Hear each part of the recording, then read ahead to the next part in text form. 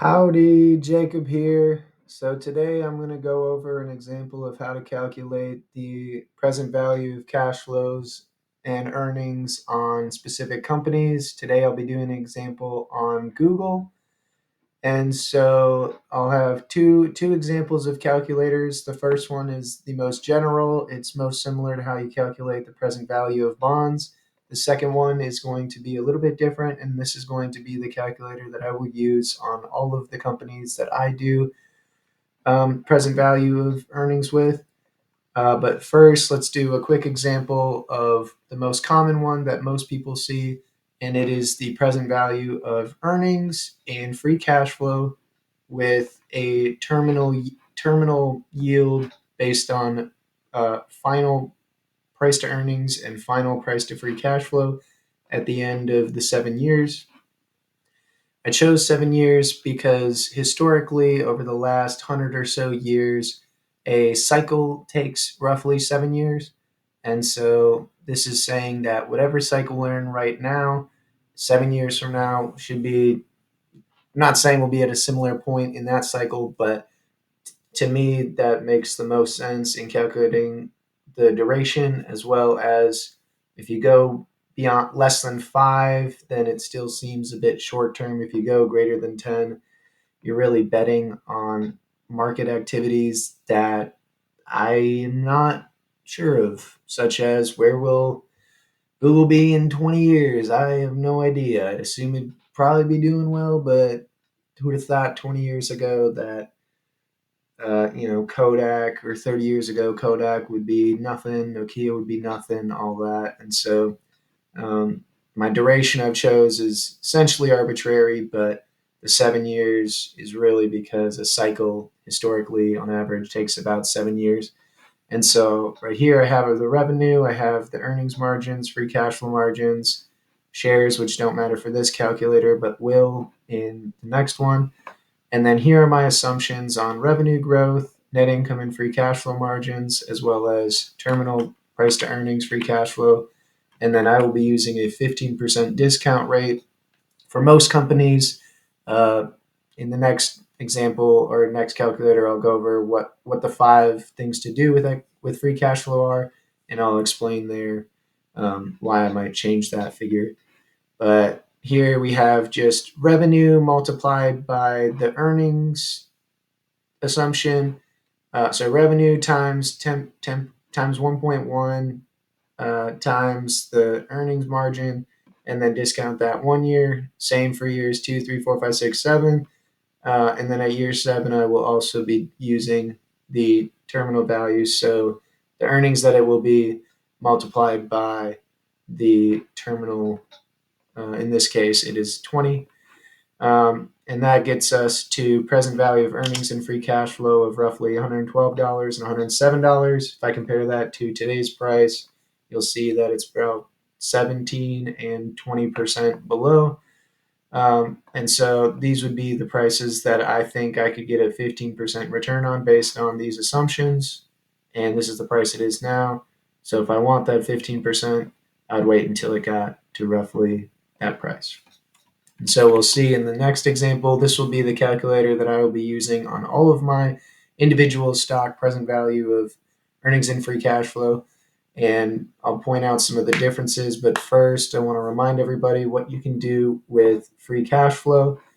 And with free cash flow, you can pay a dividend, you can buy back shares, you can reinvest back into yourself, like reinvesting back into the business. You can buy other companies by making acquisitions, and then you can pay down debt. And so this calculator does not take into consideration paying down debt, but on the discount rate portion is where I will try to balance out how conservative I want to be with companies. So a company like Google, for example, has earnings that are the last 3 years at least $60 billion, roughly $60 billion, and then all of their liabilities are less than 120 billion. So they, in less than 2 years of earnings and free cash flow, could get rid of all their liabilities. Their long-term debt is 12 billion. So what is that? Maybe 4 months could get rid of all their long-term debt if they wanted to. That's going to be a company that's very safe from that metric. And so 15% is my base, and I do not plan on changing that. If it were, however, a company maybe like AT&T, where their earnings are along the lines of pretty crazy earnings. What about free cash flow? Their free cash flow is roughly 26, 23, 28, let's say 25 billion. Their long-term debt is over 5 times that. So that's going to be a company that I might put a little bit more margin of safety in, because this isn't AT&T, but when we do possibly do that, you'll see why. But basically, a 1 or 2% change in their interest rate on their debt may, in fact, change their earnings and free cash flow quite a bit. So that's something that I'd also want to consider when creating my net income and free cash flow assumptions. But you can see that based on sheet, or similar to sheet one, this portion is all the same. You can see that we have shares outstanding, and I'll explain why.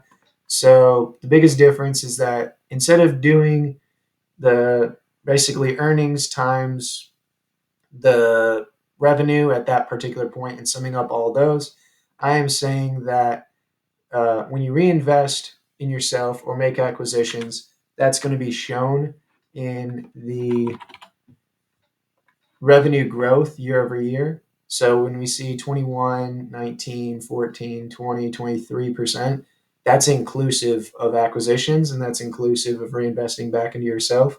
And so I don't want to go into every 10K, pull out reinvestments, pull out acquisitions, and see what that year over year changes. I would rather include those into my assumptions, just look at year over year changes, and have that as my revenue change figure, so I don't have to back out certain figures.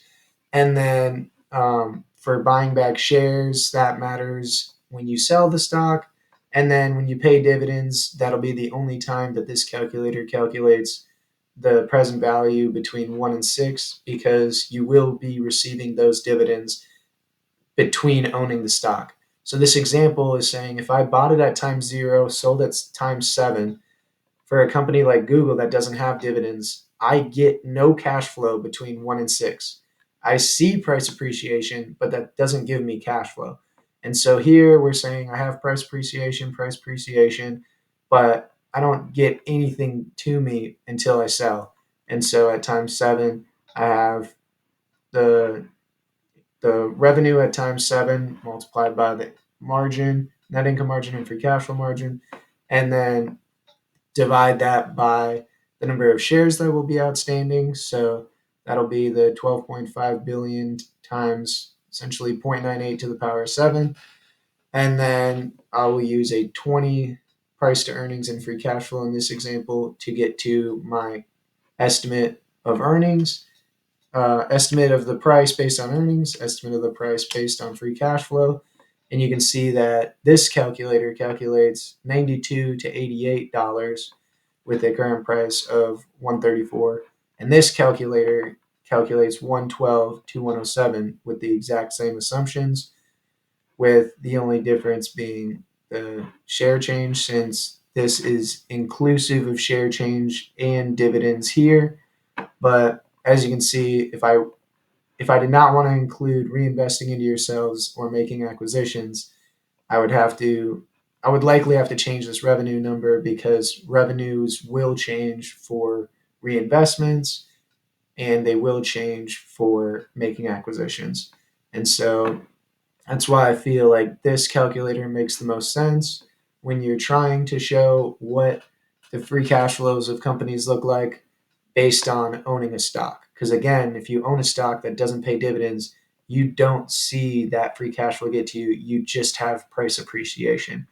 And so this takes into consideration that price appreciation. And then if there are dividends, which you will receive, those will be backed out, discounted at the 15% rate in this example. Hope everyone had a great day, and I'll talk to you guys later.